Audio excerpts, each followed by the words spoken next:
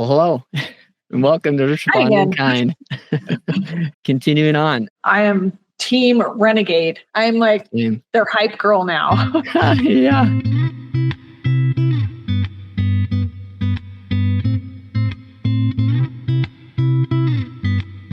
Oh, you build this like dominoes, dominoes, dominoes falling. Oh, you build this like dominoes, dominoes, dominoes falling. You build us up just to knock us back down. Funny how you act surprised when we hit the ground. We're like dominoes, dominoes, dominoes falling. So bleed me of all my self-belief. My smile shows all my insecurity.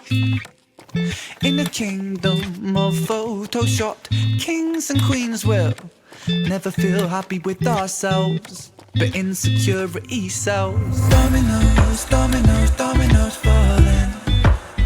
Oh, you build us like dominoes, dominoes, dominoes falling. You build us up just to knock us back down. Funny how you act surprised when we hit the ground. We're like dominoes, dominoes, dominoes falling. Wow, already I've got all the thoughts. Let's hear it. As humans, we're held to some sort of expectation that society gives us. Yeah. However, if we can segue back to the previous video where he talks about law and order and craving disorder, I think the reason why social media has blown up so much is because people are beginning to show the ugly, you know, like, and not necessarily the ugly, but like what isn't perfect. Ren really came around at the perfect moment because I think we're grabbing on to the fact that he's speaking out and being so raw and real with us. And we're like, yes, that's more of that. Yeah, that authenticity for sure. That's a great insight. When you hear him talking about dominoes falling down, what does that mean to you? Well, just that domino effect where one choice leads to another. And as soon as we attach ourselves, our conscious to a certain idea, that leads to another and another. And that can go both ways. And then similarly, who we associate with and what we choose to do that way, for better or worse. Right. Sometimes ADHD, I focus on one thing and I'm like, where does the dominoes come into play? I'm not connecting the dots. But domino effect, of course. I hide my head under the sheets. 'Cause how can I face a world that ridicules the weak?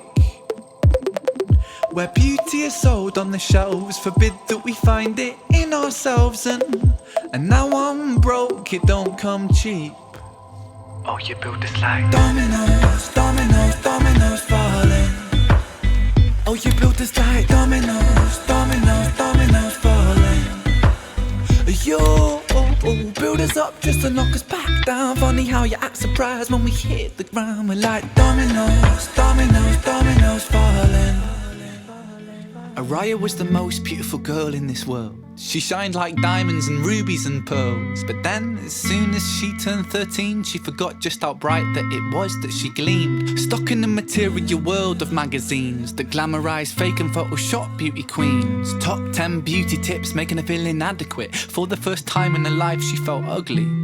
So Ariah stopped eating to lose weight. She spent her dinner money on some makeup for her face. But no matter how much she lost or how much she bought, she was never good enough, or so she thought. Ariah felt she could never be loved. She started cutting her wrists and hiding her scars with gloves. At 16, an anorexic beauty queen, she collapses in a puddle of her tears and blood. 'Cause she never felt enough, she never felt enough.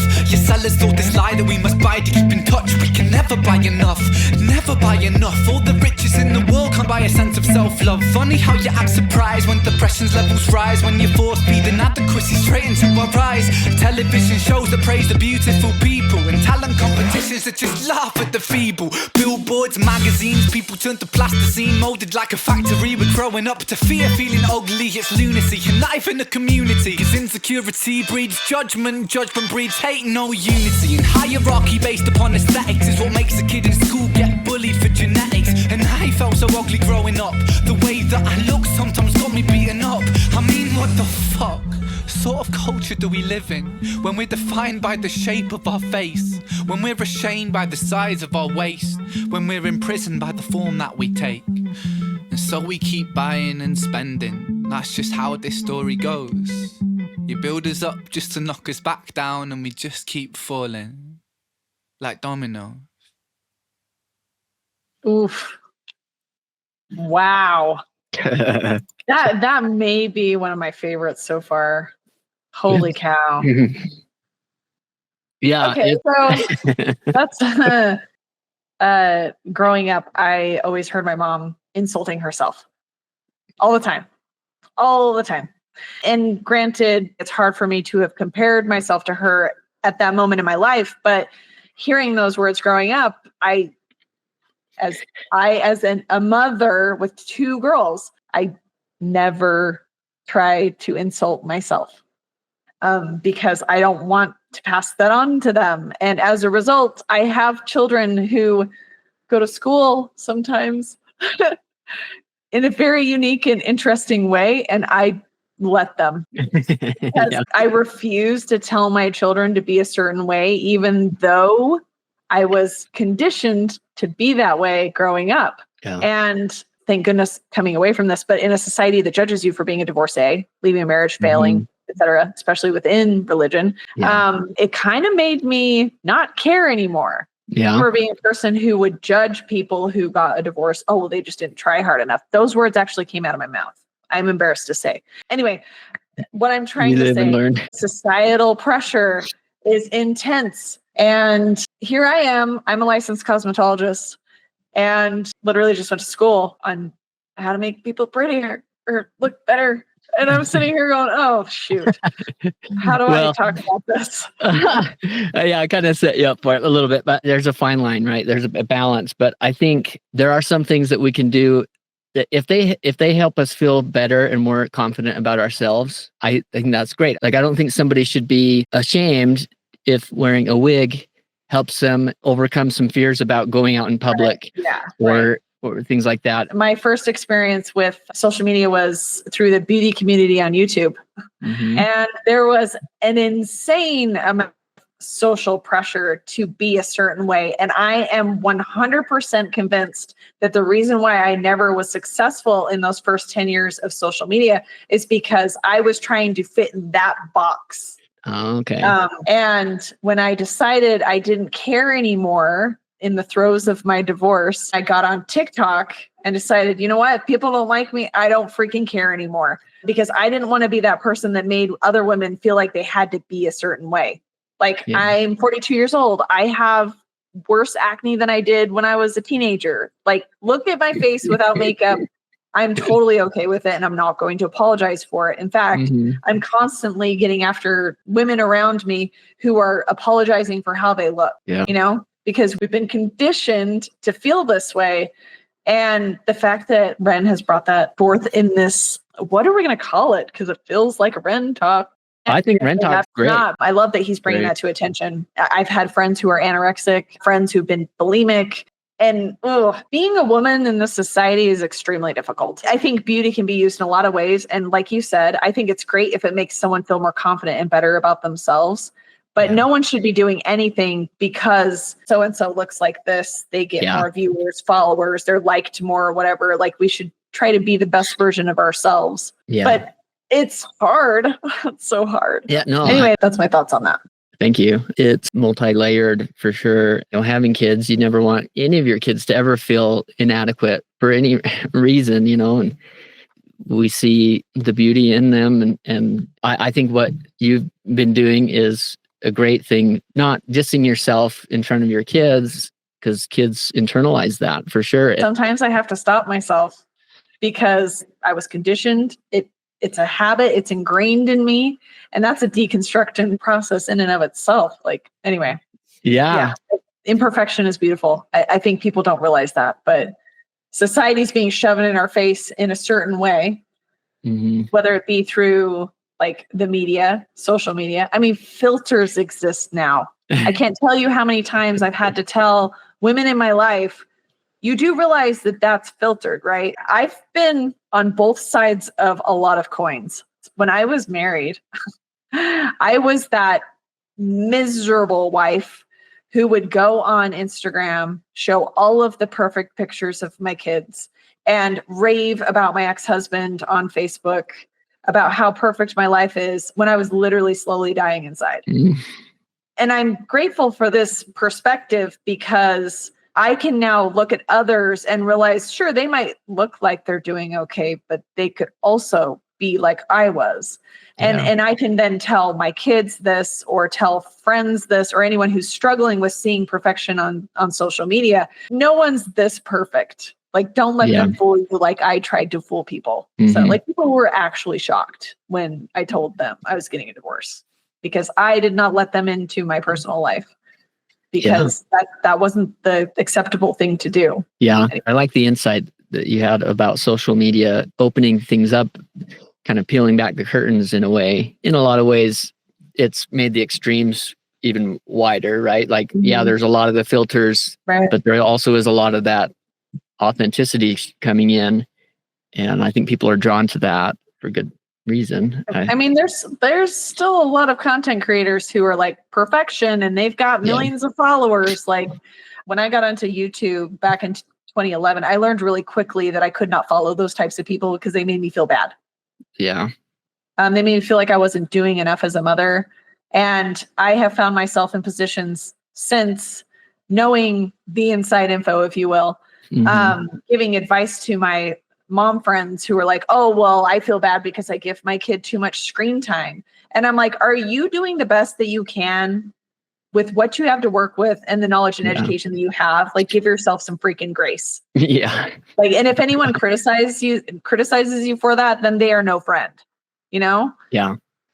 I have to do that all the time. And they're still deconstructing with that with me, because sometimes I feel guilty about whatever, but what's important to me now in this present moment is my kids' like mental health. Yeah. It's not how they look. It's not what they have. It's not their screen time. Like, how is their mental health? Like, that's what we should be focused on. It's hard. I mean, that's not to say that, all genders don't have these issues. I know that they do, but just speaking as a like female born woman, it's been rough. It's been very rough.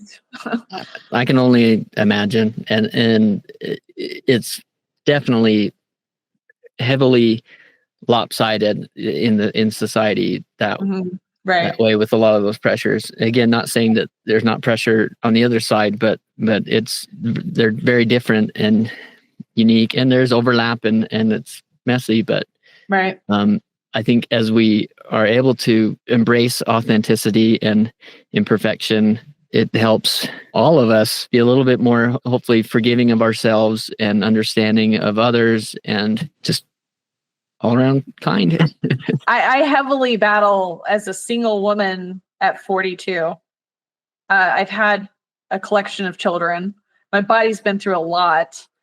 Like, who am I to tell myself that confidence is looking a particular way? But in regards to what you said, like, a surgery or something may very well give me confidence, but I don't want to be that person that feels like I have to change who I am to feel better about myself. There's a lot of like internal struggle. Gosh, who is any one person to shame another person for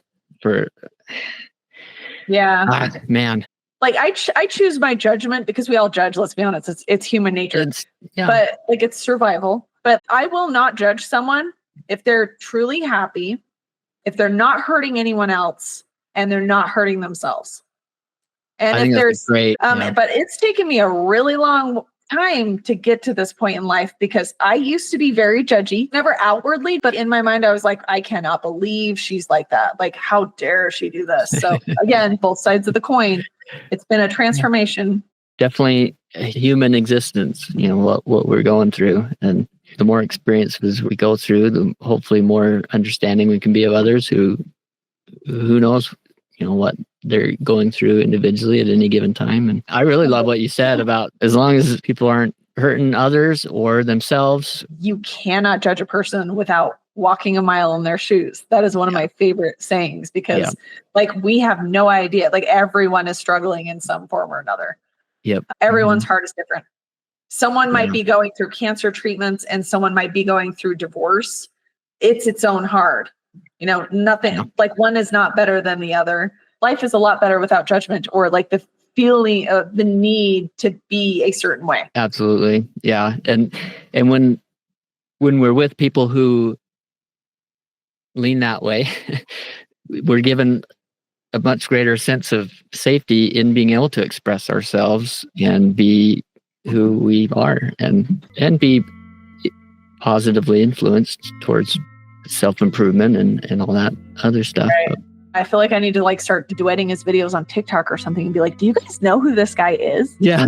Yeah. Like, can I just bring exposure to this amazing human being who, you know how they say in the Lorax where he speaks for the team. Yeah. Like Ren speaks for the people. Yeah. I don't, and again, So I have tried not to like delve into him too much because I want like the surprise and interpretation to be genuine. Yeah. But I've wanted to just like rabbit hole his whole entire TikTok now that I'm following him. I'm very shocked that I didn't know more about him before. So yeah, thanks. it's you're welcome. I'm grateful for the chance to go through it, and you saw it in a lot of the comments, this life before and after Ren. Kind of makes you just want to rethink your whole life. Yeah. It's like, it's not really something worth putting a lot of like thought, energy, and effort into. Or is that something I can just let go? Yeah, it quite literally for me has led me into this YouTube thing.